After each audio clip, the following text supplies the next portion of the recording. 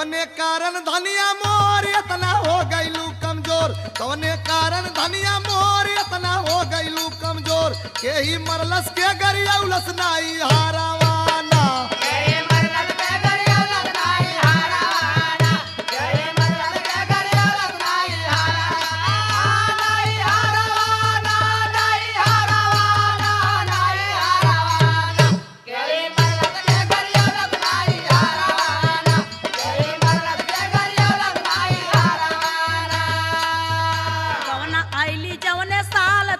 बीतल 12 साल गवना आईली जवने साल तब से बीतल 12 साल हाल मो कवन सुनाई ना भर